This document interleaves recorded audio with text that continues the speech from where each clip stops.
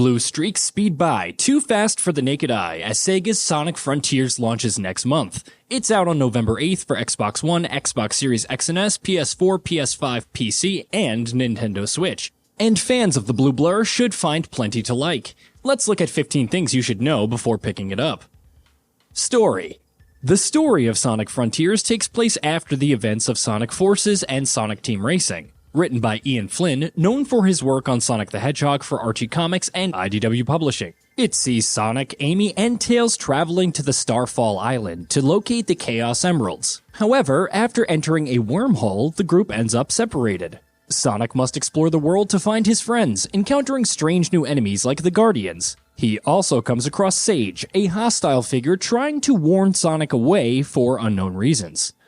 There will be references to past titles like Sonic Adventure's Chow Garden, while Sonic Generations and Forces won't be heavily referenced. The idea is to make Frontiers feel as if it's connected to Sonic's overall history. Starfall Islands. The Starfall Islands are an archipelago, meaning that there are multiple separate islands to explore. Sonic starts on Kronos Island, lush with plains, forests, and ancient ruins. Aris Island is more of a desert with dunes and ancient structures to explore.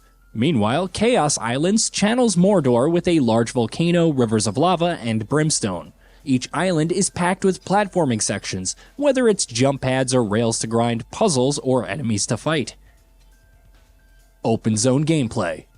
In a major departure from previous Sonic titles, Sonic Frontiers is an open zone game, which means it's an open world.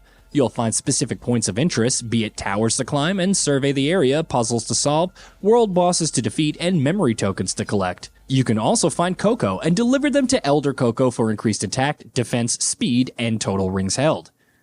Collecting the Chaos Emeralds is the main goal, but you also need to collect portal gears to access the new cyberspace levels. More on that shortly. Another major part of Sonic's mission is to defeat the Titans, huge robotic beings which seemingly answer to Sage. In addition, one also meets Big the Cat and can go fishing, earning items to trade at the shop. Cyberspace levels. Worried about the lack of traditional linear levels? That's where cyberspace comes in. By using portal keys, Sonic ventures into these stages, which are based on classic titles. There's one set in Sky Sanctuary from Sonic and Knuckles, and another in Green Hill from Sonic the Hedgehog. By completing different objectives in a cyberspace level, like collecting all red rings or a time attack completion, Sonic will receive a vault keys for accessing the Chaos Emeralds. Seeds of Power and Defense. Red Seeds of Power increase Sonic's attack, while blue Seeds of Defense raise his defense. There are several ways to obtain both, from completing challenges and opening steel containers to trading specific items from these fishing minigames to Big the Cat. Once a seed is collected, you can trade it to the Hermit Coco, which raises your attack and defenses accordingly. Combat. Combat plays a big role in Sonic Frontiers, especially as Sonic takes on different enemies and world bosses. The classic homing attack and spin attack return, but he can also sidestep, dodge, and parry. A dedicated attack button also allows for basic attacks and combos. Pressing different buttons during combos allows for unleashing skills for more damage. Skills. Like many open-world titles, Sonic Frontiers sports a skill tree. By gaining skill points, Sonic can unlock new skills, including Psyloop. By holding down a button while running, Sonic creates a neon aftertrail. Close the loop, and it can damage enemies within or solve certain puzzles. Some other skills include Sonic Boom, which unleashes projectiles during combos, air tricks for performing tricks in midair, and Stomp Attack to stomp on enemies for damage. We won't spoil all of them, but there are quite a few to unlock. Enemy types. All those skills will come in handy with the number of enemies Sonic has to fight. As noted earlier, mysterious new robotic enemies are roaming the Starfall Islands, from the regular soldiers and shells to the imposing guardians like the blade-wielding ninja and massive Asura. Cyberspace also has its share of classic Sonic enemies, from Crabmeat and Chopper to Egg Robo. Then there are the massive Titans, which can't be slain through regular means. Auto mode and control styles. Less combat-savvy players can use Auto Mode, which allows for executing various attacks using only one button. Auto Combo is also an option, layering in different skills automatically. There are two control styles, Action and High Speed. The Action style is recommended for newer players since it can provide more accurate platforming. High Speed, on the other hand, grants more speed and is intended for longtime fans. Supersonic. The Titans are perhaps the toughest enemy showcased thus far, but must be beaten to progress. Q Supersonic, which sees Sonic using the power of the Chaos Emeralds to transform for battle. How these fights play out is unknown, but it will be interesting to see if you can explore the open zones as Supersonic. Playtime. Given everything there is to do in Sonic Frontiers, how long will it take to finish? The average player can expect 20 to 30 hours of playtime, says Mario Kishimoto. Of course, completionists could easily double that number. There may also be a way to speedrun through the game, with Kishimoto noting that it may be a fun challenge for players. PC requirements.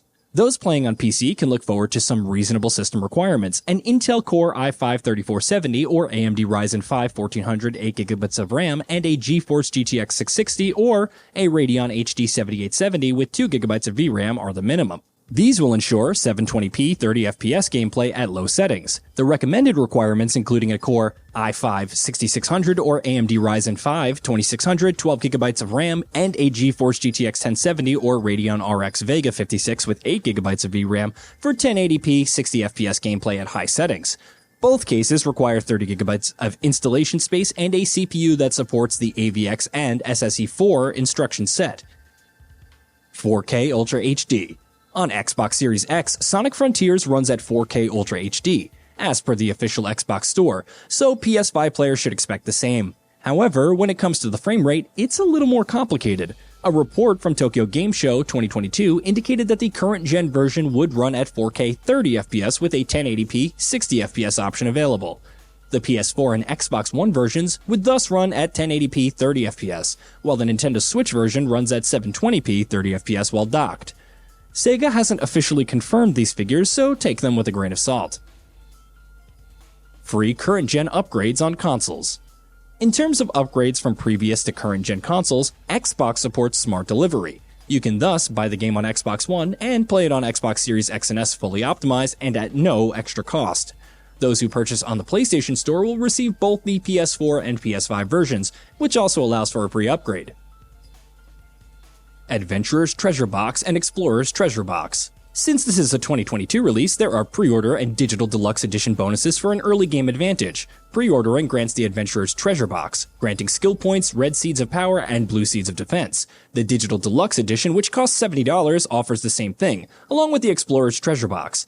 The latter includes numerous items like gloves and shoes for Sonic, Chaos Emerald Vault keys, portal gear, and Amy's memory tokens. Nothing that you can't earn through playing the game naturally, just provided from the get-go. Hey, did you know that we at Gaming Bolt upload new videos every day? Stick around, drop a like, subscribe, hit that bell. Let us know what kind of content you'd like to see in the future with a comment below, and also be sure to check out our new channel, GB Plays.